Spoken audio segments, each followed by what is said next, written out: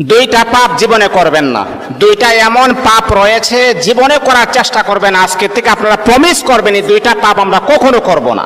আপনি নামাজ পড়েন নাই, আল্লাহ তাআলার যদি দয়া হয়ে যায় তাহলে আপনাকে মাফ করে দিবেন। আপনি ফজরের নামাজ পড়েন নাই, আল্লাহ পাক রব্বুল আলামিনের যদি মায়া লেগে যায়, আল্লাহ পাক রব্বুল আলামিন আপনার গুনাহকে আমার আল্লাহ ক্ষমা করে দিবেন। আপনি যদি নফল নামাজ ইবাদত বন্দেগী কম করেন, আমার আল্লাহ কিন্তু আপনাকে মাফ করে দিবেন। কিন্তু আল্লাহর নবী বলেন দুইটা এমন জঘন্যতম পাপ রয়েছে, এই পাপগুলার ক্ষমা আমার আল্লাহ জীবনে কখনো তার বান্দাকে করবে না। দুইটা পাপ এমন জঘন্যতম পাপ, এগুলা করা যাবে না। এক নাম্বার হচ্ছে অন্যের হক নষ্ট করা। অন্যের হক কখনো নষ্ট করবেন না।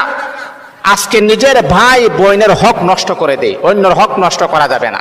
দুই নাম্বার হচ্ছে আল্লাহ পাক রব্বুল আলামিনের সাথে শিরিক করা। যদি কোনো বান্দা আল্লাহ পাকের সাথে শিরিক করেন, আমার আল্লাহ